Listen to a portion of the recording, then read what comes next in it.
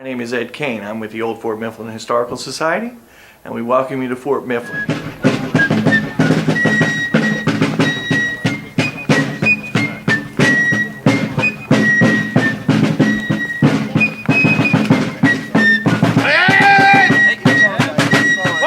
Take care. Hold. Take care. Oh. Take care. I'm going to call him into a line by the left wheel. Left wheel. Look down the line. Ah!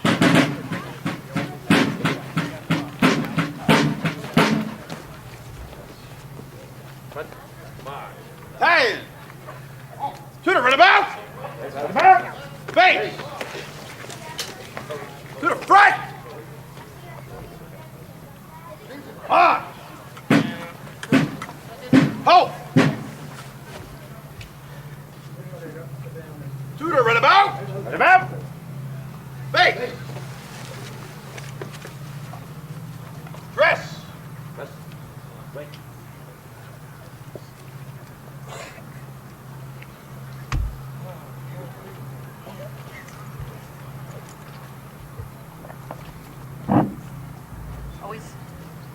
It's always an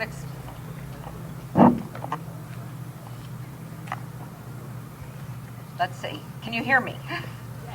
All right, good morning, and welcome to Fort Mifflin on the Delaware this beautiful Veterans Day. Thank you to Mother Nature for sparing us the biting wind that has been a feature of this event the last 2 years.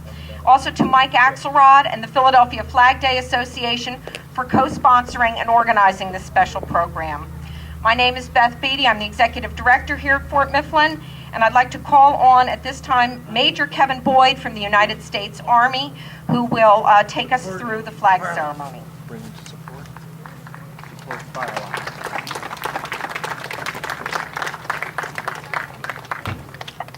line.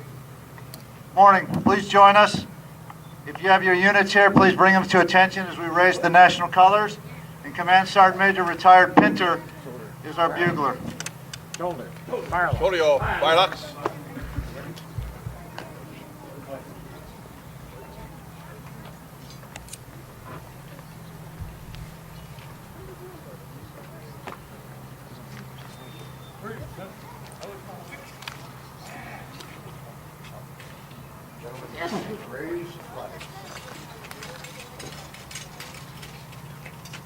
Present.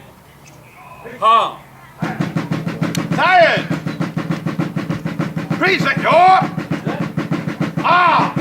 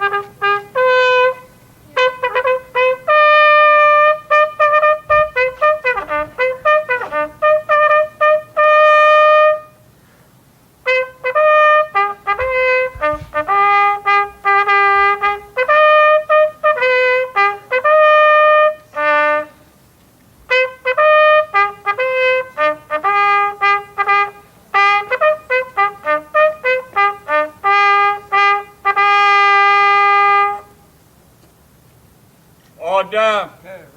Palm. Tired! Shoulder! Shoulder. Firelocks!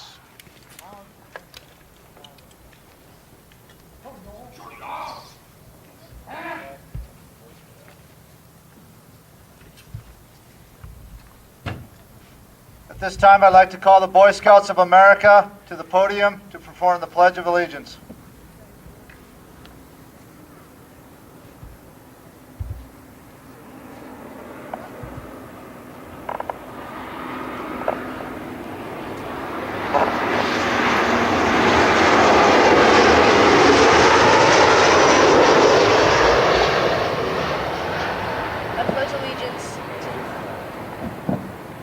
I pledge allegiance to the flag of the United States of America and to the republic for which it stands, one nation, under God, indivisible, with liberty and justice for all.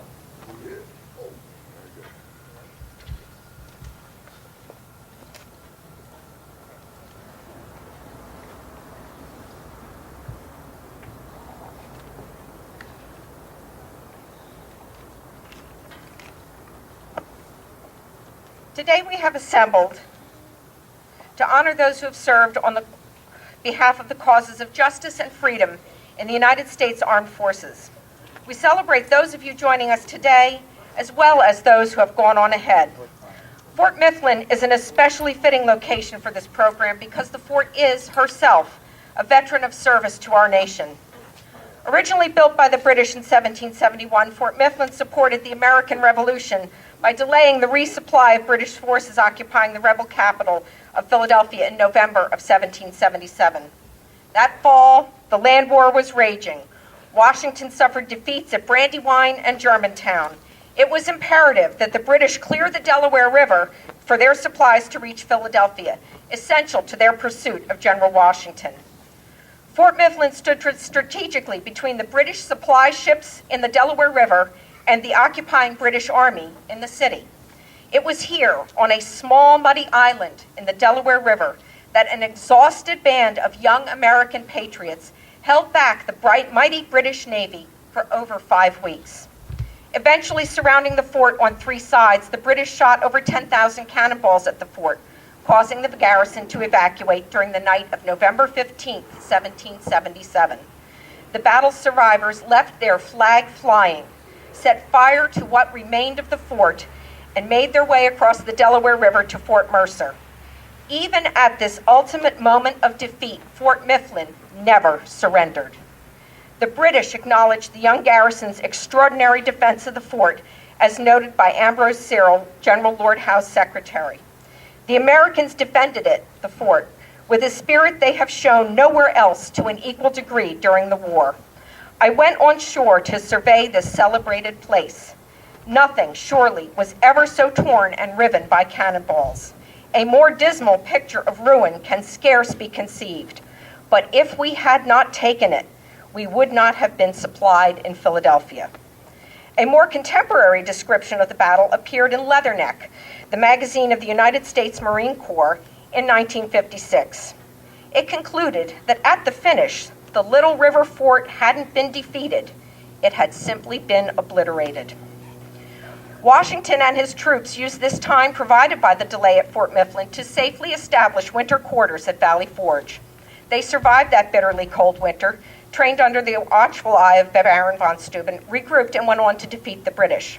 The battle at Fort Mifflin is considered the greatest bombardment of the American Revolution, and here we stand 235 years later on this hallowed ground. Fort Mifflin was reconstructed in the 18th century, an active military post until the Korean War. The fort is one of the longest continually used military installations in the nation. Garrison for the War of 1812, a federal prison during the Civil War, and munitions depot during World War I and World War II. Today she still stands, a veteran herself, a National Historic Landmark, and a physical reminder of all the patriots who served the United States here on Mud Island. How appropriate then for Fort Mifflin to honor the brave and steadfast service of our veterans, for without the service of the dedicated men and women of the United States Armed Forces, we would have no such landmarks. The bricks and mortar of historic places are but monuments to the souls whose lives and actions provided for us the freedoms and lifestyle we so enjoy as Americans. So thank you to all of our veterans from the Grand Old Lady of the Delaware and from grateful citizens all over the United States. I'd like to invite Major Boyd to continue our program. Tayen. Shoulder your firearms. Shoulder. Units, Order your firearms. Order. Fire. please bring your units to rest or at ease, depending on your service or time of period. Ladies and gentlemen, good morning. I'm Major Kevin Boyd of the United States Army. I'm currently commanding the Philadelphia Metro Recruiting Company. For those of you who had the honor to join us last year, I actually prepared my speech for a bit colder day. Last year it was bitter, cold, and windy out here, which just lets you know, the men that man these ramparts, some of the conditions that they went through, and they didn't have the luxury of heaters and cars and, hot coffee at times. So, again, as a leader, veteran, and soldier, I can think of no other place that I'd rather be this morning, where men have fought and died prior to me in the service of our nation, for all of our services. This fort here was manned by the Army, the Marines, and the Navy at one point in time throughout history. My heart and my sense of duty compels me to be here today. Our nation owes a debt of gratitude to those of us who have volunteered or at various times been drafted to put on this uniform. Our service spans every decade, and it continues from the moment of our country's existence up until today, and it will continue into the future when our sons, grandsons, daughters, and granddaughters choose to don the uniform as well. Through untold courage and sacrifice, America's veterans have secured the liberty which our founding fathers fought for. Whenever and wherever the nation is called, we have been there. From jungles to deserts, Arctic conditions to urban conditions. In times of darkness and danger, as well as in times of prosperity, we have served our nation. Americans' veterans have been there. Today is our day to remember those who've gone before us. Just as we've done, and this day has been called Armistice Day, as it is Memorial Day in Canada.